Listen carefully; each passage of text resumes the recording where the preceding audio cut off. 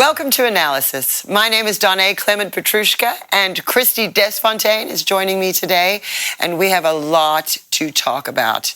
Back in 2012, on two different dates, we're gonna run through those with you guys today, because my dad had an incredible experience and a series of visions that are very important today. And a lot of that is because of what he saw. And, we're seeing in the news stuff about Pakistan and India, and we're watching that very closely. But the reason that we're wanting to look at these visions is because of what he saw. And he saw in that region of the world a mustard-colored forest, the letters A and Q, nuclear war, nuclear power, and much more. So what we've decided to do today is go through some of the footage we have of my dad, not only when he had the visions, but a week later when he was explaining them. And so, welcome, Christie. Thank you for joining me. We've got a lot to cover today, don't we? We do, and again, it's kind of constantly blowing my mind when we stumbled upon this prophecy, Donné, given everything that's going on with India and Pakistan. And look, the Kashmir area has been one that's been hotly contested since 1947, 1948, and it's been an area that's had there's been a lot of complexity surrounding it, a lot of trouble.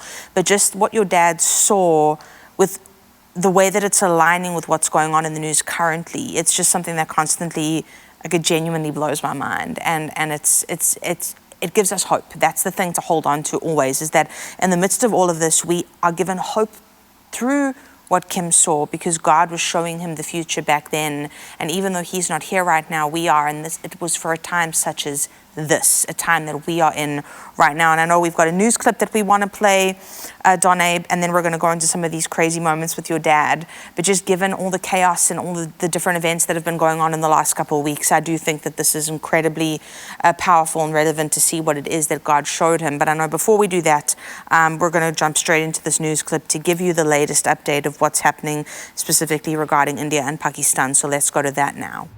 Top military leaders from Pakistan and India will meet later today to discuss the next steps after reaching a ceasefire this weekend. The U.S. brokered ceasefire seems to be holding for now. Border strikes and shelling stopped, but India says they've only suspended military action and are ready to strike in case of another terror attack. Let's go now to CBS News correspondent Chanel Call, who is following the story for us from the newsroom. Chanel, can you break down this ceasefire agreement? Right, so Mughal, let's start with what happened this weekend, because just hours after the two sides agreed to a ceasefire on Saturday, explosions reportedly rang out in some border cities and towns. Artillery fire and attack drones, they were seen in Jammu and Kashmir, the center of much of the fighting, and some of the cities were also under blackout. Now, India accuses Pakistan of violating that pact, while the Foreign Ministry of Pakistan said the country was committed to the ceasefire. Now, things did seem to calm down by Saturday afternoon, our time. For the last 36 hours or so, it's been quiet on both sides of the border. Now, this morning, Indian Prime Minister Narendra Modi addressed the nation, saying India has only, quote, paused its military action and will retaliate on its own terms if there are any future terror attacks on the country. He also says, Mugo, that India will not tolerate any nuclear blackmail, and this is key because both India and Pakistan are nuclear-armed nations. President Trump, who actually shared news of the India-Pakistan ceasefire deal before the leaders of those countries this weekend, today took credit for the breakthrough. Listen. On Saturday, my administration helped broker a full and immediate ceasefire, I think a permanent one, between India and Pakistan, ending a dangerous conflict of two nations with lots of nuclear weapons. And they were going at it hot and heavy, and it was seemingly not going to stop. We stopped the nuclear conflict. I think it could have been a bad nuclear war. Millions of people could have been killed, so I'm very proud of that. And Mugo, remember, these two countries have a long history of fighting, but this recent spate started on April 22nd when 26 people were killed in a terror attack on Hindu tourists in Kashmir. Okay, so then now that we have a little bit of perspective about most recent events and things happening between Pakistan and India, we're going to go back now to June 13th of 2012. And we're going to have a look at what my dad was experiencing on that day. So let's have a look at that first and we'll come back. Father, I pray that your presence of angels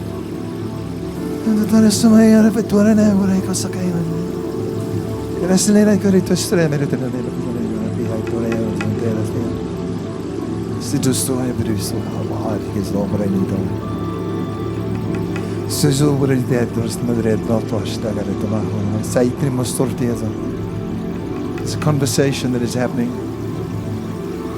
I'm getting access.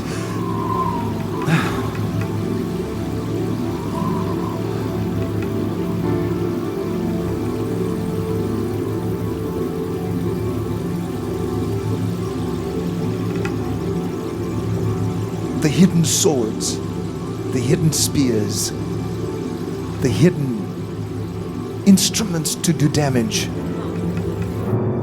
we will uncover. Angels sent. These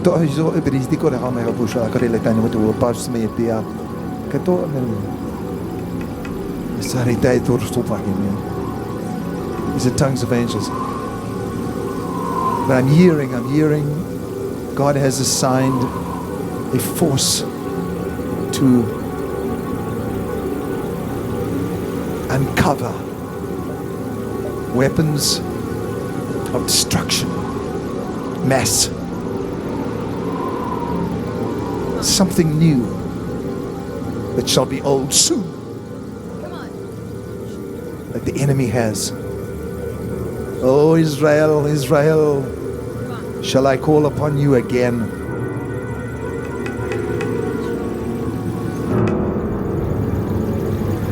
Shall I call upon you again using a prophet with an ancient gift to bring it forth? Yes!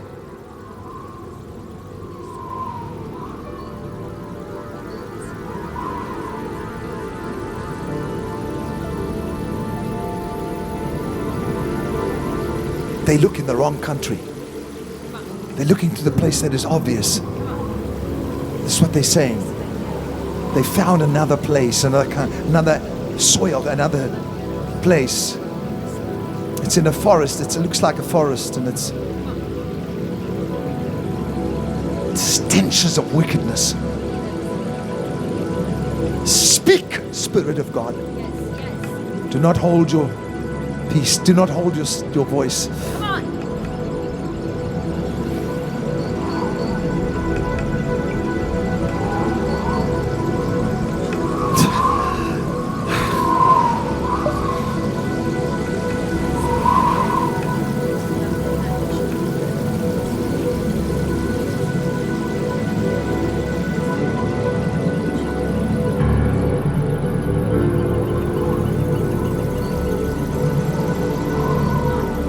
They speak of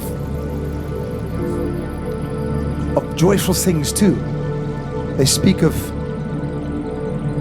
rejoicing amongst children, rejoicing amongst the aged.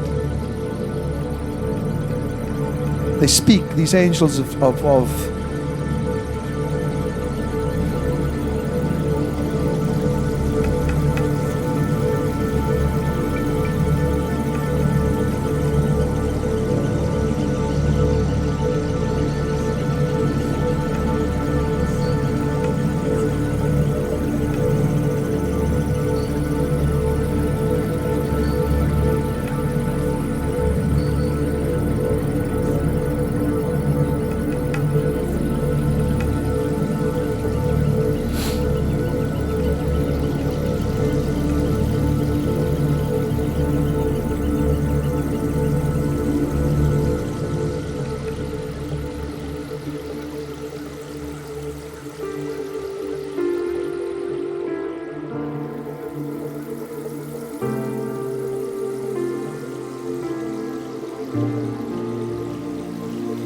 It's okay.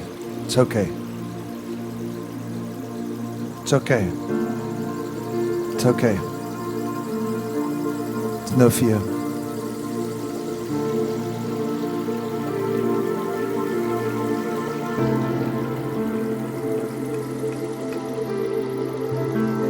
But it's what year? What year are you speaking about?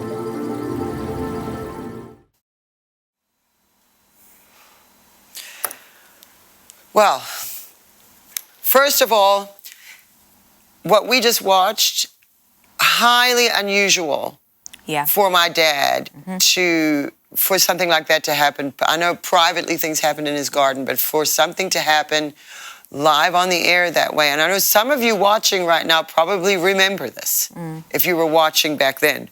But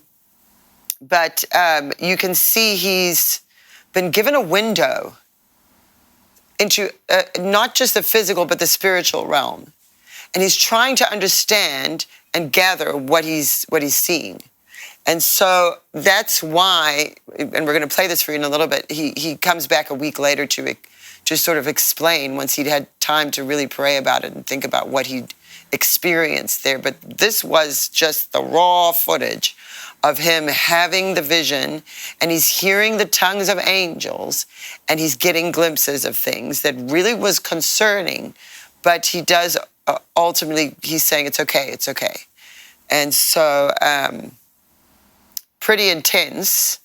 And we have a little bit more to play for you from the same date, which again was June 13th of 2012. It's not as long of a clip, but it's important that we watch this as well, and then we'll come back.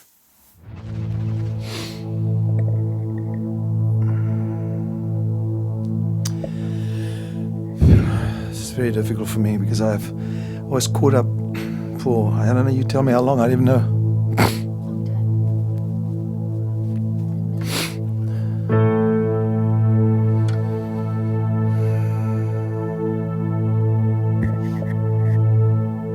Father, we worship you now.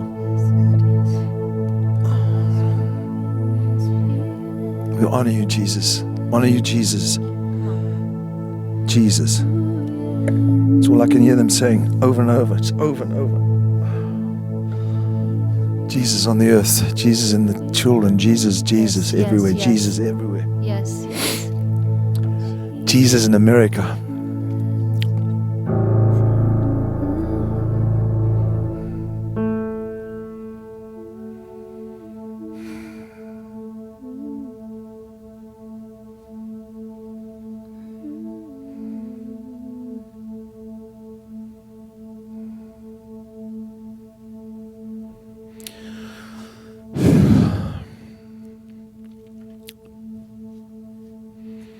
I cannot give words to what I've experienced. I wish I could. I don't actually know everything. All I know is I heard the conversation between two beings and was caught up to where I couldn't take anymore. There was too many words, too many pictures, too many surroundings. And I believe he's transferred to me what's supposed to be spoken in the summer, and transferred to me what is necessary to express in the next few months. All I know is he kept saying, do not fear, do not be afraid, do not fear. It's okay, it's okay. And I saw a year, which I can't talk about now. So it's really difficult for me to compose myself, right? I wish we had something we could play or do. Or somebody just do something, just... Again, Donné. Wow, he was so overwhelmed that he wasn't like so that overwhelmed. Normally. Somebody just do something. Yes. Yeah. No, that's very unusual for him. It was unusual, especially publicly. Again, yes. Things. The garden was different, absolutely. But that was so. Yeah, that was right, and that was just the raw. Vision as he was experiencing it. And as he said, there was just too many things. I find a lot of comfort in him seeing just Jesus everywhere, Jesus everywhere. That is very interesting to me. Also, he's seeing weapons of mass destruction, perhaps nuclear. We're going to look at those clips now. He said, I thought it was so interesting, he said, it's new, but it will be old soon. So that was also quite comforting. But he was seeing trouble. And, undeniably, and God gave him a unique glimpse into the situation. Also interesting, he wouldn't say the year. Yeah. That he was seeing, because I remember in the first clip you hear him ask, "What year is this?" He doesn't know when he is, and so that's also very interesting. But we have now a week later, so June 21st of 2012, he came back and explained a little bit about what he experienced, and so let's watch the first clip we have from June 21st of 2012. I was caught up for, you saw it, how many minutes it was. And in those few minutes, it's like millions of things were being thrown at me. And so you and I have the right to request of God to take us to places, visions, to give us visions, so we can see beyond the now. And don't ever forget and consider this, that we as servants of Christ are stewards of the mystery of God. This is all scriptural. We are stewards of the mystery of God. There are mysteries that God has and ultimately reveals them at the right time. Everything in its time is beautiful. He reveals them at the right time.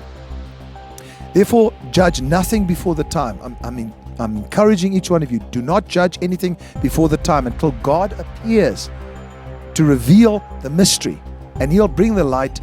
He'll bring to light, I should say, the hidden things of darkness and reveal the dark counsels of the heart. Donné, we obviously have a lot. And I do believe we're in that moment right now, Christy. Yeah, we have a lot more. I mean, again, I think the thing with your dad is just, there was a feeling that you would get that was unlike anything. It felt otherworldly. I remember the first time I played drums with him, and I remember, again, I grew up in church my whole life. I was always kind of the person who would sort of be, I think it's something your mom always used to find quite funny, about me, is that somebody would say, oh, this person's, special and whatever, and I would kind of stand back with my unsure eyes. It's something your grandmother and I connected on, that's for damn certain. Gloria and I both would think, is this for real, and we'd both kind of stand there with the uncertainty. But with your dad, what I felt was otherworldly. It's just the presence that would surround what he was seeing and saying. It was weighty. I'll never be able to explain it properly. But the thing that I think we're seeing here is that, mysteries unfold in God's timing. We can't really jump to conclusions. And look, here we are sitting. We're about to watch another prophecy clip from 2012, Donné, and these things are being revealed now. Yes. So we have, now this is very interesting. This is where he's seen. Now, if you remember from the first couple of clips, you heard him talking about a forest. This is a forest. And in this clip, he's going to explain that a little bit more. So again, this is June 21st, 2012. Let's hear him talk about that. I suddenly became aware of danger, and it seemed like there were signs of war. What frightened me was that there was a talk of a destructive weapon, and I heard this. They're looking in the wrong place. It's hidden. And so I was catapulted hundreds of feet into the air, and I was above a large forest. Now, I think some of you even heard me say that. And it was like I was hovering above this massive forest.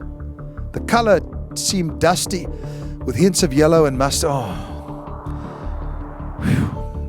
With hints of it's like mustard or yellow. It didn't seem like a normal forest. And this country contains something extremely dangerous. I was aware of the fact that as a prophet in this age, I was in a similar position as Elisha was when he started seeing and hearing the plans of the enemy. Why not today? Why would it only be applicable thousands of years ago? This is a huge key, Donné. What he's referencing there is speaking of Elisha the prophet, where God opened his ears to hear the plans of the enemy kings.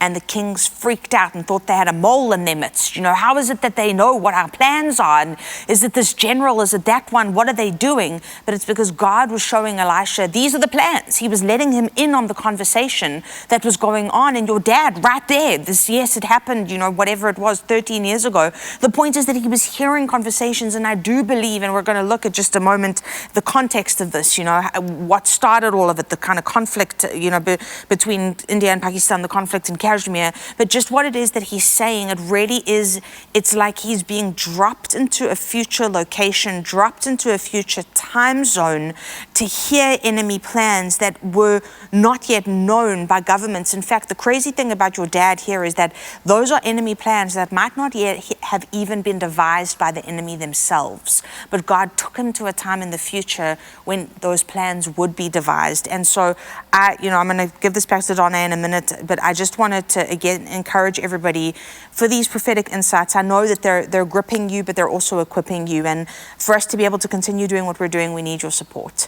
And so I'm asking you to sow into what we're doing today. There's so many ways that you can give. You can partner with us. You can give however it is that you're able to do it. There's details on your screen. You can scan QR codes. You can text to give. There's a red link below your player. But whatever it is, you can call your gift in. Whatever it is, I'm encouraging you to do something. Don't do nothing. Do something today. Even if it's just these moments with Kim that reignite hope in us in a time that feels dark.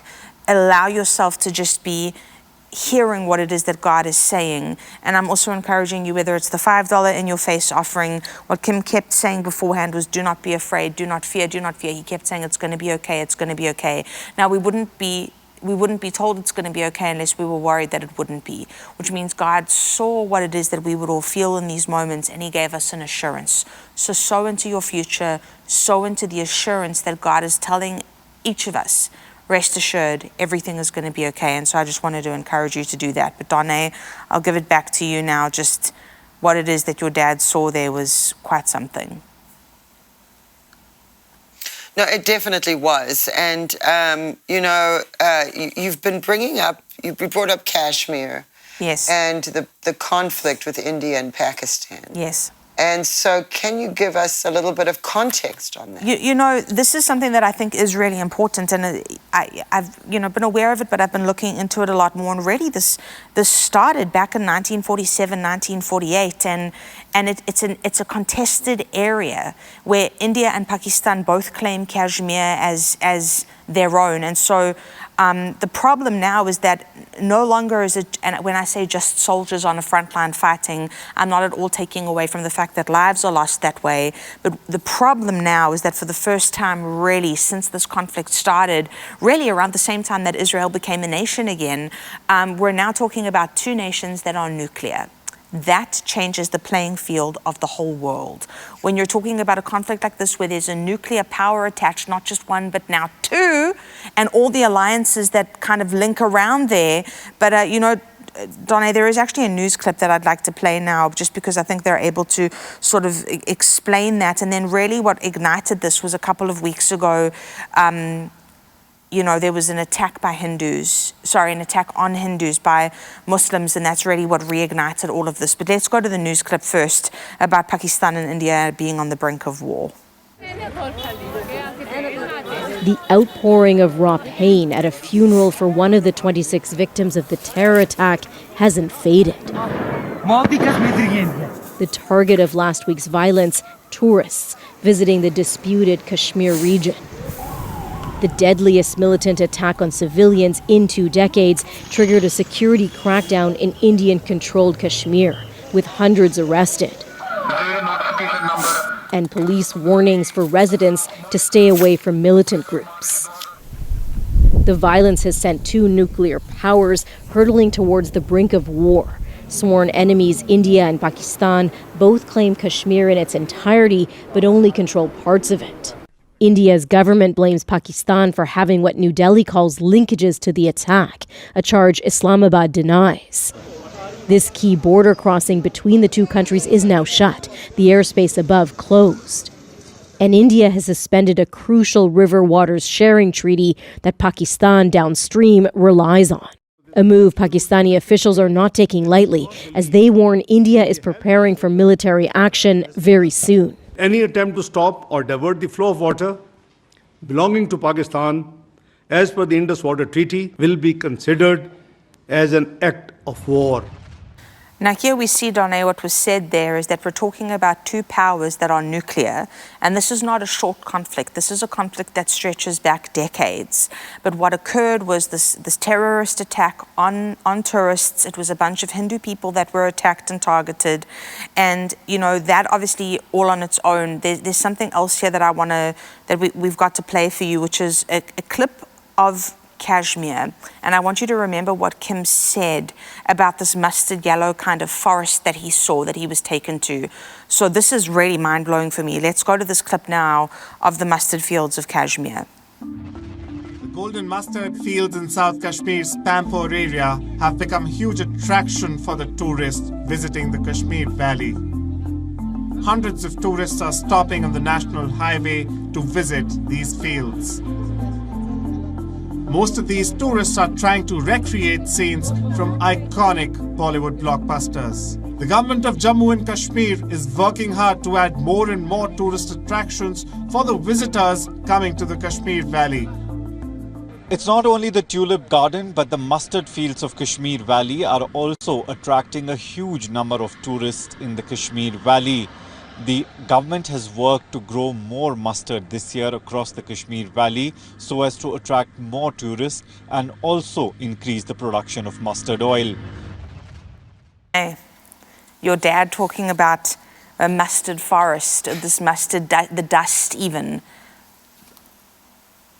Yes. Again, we're analyzing. And you're looking in the wrong place. You're looking in the wrong place. The weapon. It's to me, this is all arrows are kind of pointing towards this being what he was seeing. Yes, no, that's absolutely. And you know, I've watched the footage that we've played for you guys. I've watched it again and again and again over the years for different reasons, looking for different things, and it always stuck with me. What he was seeing there, and I've never been able to quite place it, you know, through all the years. And so it's definitely, this is the first time I've seen something that looks like, oh my goodness, this is what my dad was seeing. And so we have another clip to play for you from June 21st, 2012, same day where Dad is explaining. And let's hear what he has to say here. My whole body was shaking at that point. My entire body became an eye and an ear, a perception, a percept. That's what the better word. It's very difficult to explain, but the focus eventually on this whole body experience was the palm of my hand. Now, many of you saw at that moment, my hand was shaking like this, that I even grabbed my hand. It was shaking so. Only afterwards did I realize that when the angel came to Daniel, that the same specific thing happened. This is what Daniel says, and I'm going to say it to you again. And Daniel 10 verse 7, I, Daniel, alone saw the vision. What happened last Wednesday was I alone saw the vision. Everybody around me was being affected by it. They didn't know what was going on, but they were affected by it. And he says, the men who were with me did not see the vision, but a great terror fell upon them so that they fled to hide themselves. Well, at least you guys didn't do that. Therefore, I was left alone when I saw this great vision, and no strength remained in me. Jane has just walked in here with Mau Mau, who, by the way, had to check again today, and she's doing fantastically. Great. Okay. Jane will tell you something unusual has happened to me. I'm very tired. I've been tired in the morning. I'm normally up early. I'm so tired. It's like strength has been drained from me the last few days, or the last week specifically. I mean, it's just not like me to just lie there in bed, and I'm not like that. And the strength was no longer remained in me, just like Daniel said. And he says, my vigor was turned to frailty in me, and I retained no strength. And yet I heard the sound of his words. And while I heard the sound of his words, he says, I was in a deep sleep on my face, with my face to the ground. So this is what I experienced without even... That day was not planned, and so now I'm relating it. Suddenly a hand touched me, which made me tremble on my knees. Now, if I'd been standing, that day I would never be able to remain standing. You saw me. My entire, in fact, I fell down on the piano at that moment. But he says, my knees began to tremble and the palms of my hand. Now, what is a palm? Is that a palm? Yes. How can your palm tremble? So he's obviously speaking about something that he was feeling inside his hand. That's what happened to me that day. He says, and anyway, that's what he says. Let's talk about the palms of my hand. My hand was shaking and I had to grab it at one stage because I was aware of the fact that I was in the den and that I was in an extremely vulnerable position. I was on camera, I couldn't stop it, and I was feeling a little bit embarrassed, quite honestly, because I'm usually keep my composure. But then for a moment I was completely in the dark. I need to explain this to you. I could feel something, but I couldn't see it. Now when I say dark, I'm not talking about darkness as in sin. I was in the dark. I could not, I think God didn't want me to see it. Because I was like this, and my hand, and at one stage I even told them to stop, whatever it was. And I tried to pull away because the inside of my hand began to burn. Now this happened a few times until I cried out, no more. I couldn't handle any more of this. It seemed like something burning in my hand. Now I became aware of, here's where I want you to listen to me about, because many prophetic teachers are teaching that it's the end of the world now, and I've stood with what I believed and what I felt the Lord revealed to me, that it's not quite the end yet. It's the end of times, but the end of time. It's the end times, but the end of time. So there's still something God has planned huge, especially in the next 7 years, which I've already told you about in my previous prophecies and teachings. But I became aware of extreme heat and danger. My body was overwhelmed by it was like radiance and fire, and fear struck me for the first time. And that's when I said, it's okay, because it's almost like I was trying to tell somebody that was in this vision. But fear struck me for the first time. Was this nuclear? Was this atomic? What was this that I was feeling? Was I interceding on behalf of Israel and America? I believe I was, first of all. But at that point, there were multiple visions. And a question seemed to arise constantly. Armageddon, the slaughter of humanity, an atomic war no one wanted, but which no one had the wisdom to avoid. Now, I need to say that to you again, and I want you to listen to it, because this is what I heard. Armageddon, the slaughter of humanity, an atomic war no one wanted, but which no one had the wisdom to avoid. And that line right there is stuck with me for years. I could actually quote to you how many times I've watched that. Was this nuclear? An atomic war that nobody wanted, but nobody had the wisdom to avoid. Now, if you look across the world right now at the things going on, when you think about nuclear weapons and who has the nuclear weapons and things like that, and you see President Trump, who Dad prophesied would be there. That is his number one concern, is he does not want there to be nuclear war. And whatever he's doing, he's trying to make deals. Yes. And that's where he's going to need our prayers right now, because we're starting to see the manifestation of some of these visions and these things that my dad was seeing in the visions. But not just that, clues that we're not seeing. Yes. For instance, the mustard-colored forest.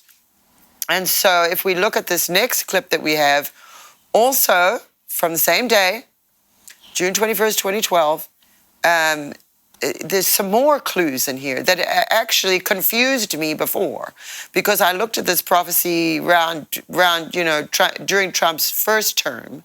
I was looking at these visions and what he saw here.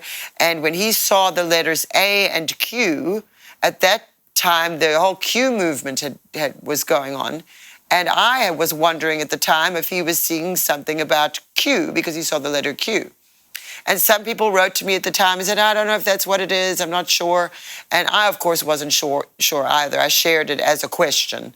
But now that we're looking at it, my perspective has changed. And this is how much I've learned about prophecy over the years. Going through the code breaking and looking at these prophecies the way that we do, it truly is a lesson in how it works. And so let's have a look at that next clip. and we'll come back. This is not that time, Armageddon. This is not that time. You can take solace, you can receive peace today. That at this very moment, this is not the time for the slaughter of humanity. Now you may be saying, well, I'm going to be raptured away and all that. That's fine. But just take this so that you can get an occupational mentality and perspective of your life. We've got things to take care of. And God's put us on this earth for a reason. And at that point, for those that have watched the vision that I had and watched me in the Spirit, I said, it's okay, it's okay, it's okay. The vision of wickedness and impending danger is due to some device hidden in a place unknown to the present intelligence. That's what I have to tell you. And maybe even ignored. In other words, that's not important. This weapon is in a human mind. And the weapon that is in this human mind came to me when I saw some alphabetical letters. I saw some letters. At first I thought it was A to Z. Now this is a puzzle to me right now. But God almost said to me, focus on this so that the mystery can be unfolded. The letters were A and Q. That's all I saw. And he said, that's where it's at. Then I saw Russia, I saw Pakistan, and I saw a connection. That's all I saw there. And I remember that, but I didn't say it. That's important for you to take note of. My goodness gracious. That is so interesting right now. And like I said, back during Trump's first term, I thought, oh, he must be seeing Q, but how was that connected to Pakistan? Yeah. And it wasn't. But now that some time has passed and we can look back at these prophecies and he sees the connection with Russia and Pakistan, mustard-colored forest, he sees the letters A and Q. These are the things we need to be looking for as a prophetic people. Now, knowing what he shared and what can God share with us as we navigate through this, because this is no small thing here. This is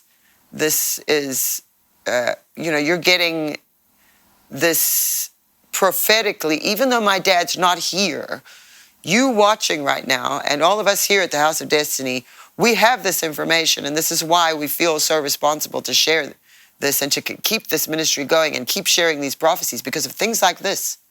Because this could help somewhere. And for those of you who write in and say, what can we pray about? What are things we can pray about this week? This is something you can pray about. And of course, Christy, I know we do have, he did say, it's going to be okay. Yeah. It's not going to be Armageddon yet. We need to have that occupational perspective as well. We cannot be dictated by fear because he was not hopeless, so many people have been controlled and divided by fear. Your dad was not hopeless, nor was he fearful. He might have had moments where he said, hey, I saw this or I felt this or whatever, but your dad was not a fearful person and he was so confident in what he saw God showing him. And that's something I hold on to, truly. Absolutely, yes. And so what we've done, because I know we've only given you little bits of it because it's quite long, all of this. These are two different 2-hour-long broadcasts that we've pulled the most important moments out. But I know some of you are going to want to watch all of it. And we did release it on Prophetic Rewind years ago, but it'll be difficult to find. So we have put these up in our Prophecy Vault. So if you are a partner and you're one of our Prophecy Vault partners, you're so important to this ministry, we're putting that up for you. And you're going to be able to go into the vault and watch in its entirety both of these broadcasts. And I want you to do that. And if you're not a vault partner yet, become one today. It's only $7. $7 or more. If God puts it on your heart to share a little more, you can. But join our Prophecy Vault and go in there and watch these and engage in the moment and forget about time. And, this was 12 years ago. This is a prophet prophesying. So everything he was seeing was for the future. And we very strongly believe that we have come to that moment that God had warned him about. And so it's so important that we are informed not only by watching the videos, but by praying about it ourselves. Each and every one of us ask God to reveal to us what we need to know. And so we hope this has helped you this week. And as you are observing, a lot is going on around the world. We see what's happening with Israel, we see what's happening with Russia and Ukraine, and now Pakistan and India, and it's all very explosive as you see this trumpet president that my dad prophesied taking the reins and taking care of this, and what God would do with America and Israel at the same time. All of these are things that were prophesied by my dad that we've seen fulfilled, a lot of it, but some of it we haven't. And I know this is going to be very helpful to many of you watching. So I encourage you to join our Prophecy Vault and go in there and watch these in their entirety. And I know it's going to help you. And so thank you, Christy, for joining me today and helping me cover this very intense, these very intense prophecies and visions, because it is alarming. But like you said, we are not afraid. We have an occupational perspective, and that is where we're keeping ourselves unafraid. We know it's going to be okay, but it's time to pray. And so thank you for joining us, and we will be back next week with more on analysis. What I've noticed that there has been a lot of an attack against Christmas because they said, well, Christ wasn't born in December. As a matter of fact, that date is a pagan day. And if you look up the history, December 25th is a strange day. It is. It's a very interesting day. I was thinking of a young Christian who just believes Jesus was born on, December 25th, and then possibly hears that he wasn't, and then all of a sudden in their faith, or maybe they're doubting now. But I also think people get really hung up on details that don't matter, and it's because some people are looking for any reason to doubt. Watch now at real-faith.tv. To celebrate our newest launch, Rev 7, I'm bringing you an amazing introductory offer, plus an exclusive overstock sale that you're not going to want to miss. Rev 7 is our premium energy drink that tastes great and gives you energy all day with no jitters and no crashes. That's because there's no sugar and no caffeine. I'm so sure you're going to love Rev 7 that for a limited time you can try our 3-pack absolutely free. Or check out our Percale bed sheets. I can't believe I'm even going to say this. Every color, every style, every size, only $29.88. So go to mypillow.com or call the number on your screen. Use your promo code to save 20% on our Rev 7 12-packs or try our introductory 3-pack absolutely free. And our Percale bed sheets, all sizes only $29.88, even the queens and kings. Inventory is extremely limited, so order now. We here at the House of Destiny are partnering with you to let our viewers, of course, know about your company. It's Beverly Hills Precious Metal. Andrew, explain how that works. So I'll walk you through it right now. So if you go to bh-pm.com, right there on the homepage, you'll see a form that you could fill out. And that form is very important in letting us know how we can help you. So you just put in your first name, last name, email address, phone number. There's a section that says, how did you hear about us? And in there, put Kim Clement. And then there's a portion where you could write a couple of notes down on the bottom. Usually within about 24 to 48 hours, we'll contact you by phone call, and then we'll go over everything with you. This isn't a high pressure deal. We always recommend that if you feel uncomfortable, take a step back, pray about it. You will gain the answers that you need by doing that, and come back to us when you're comfortable.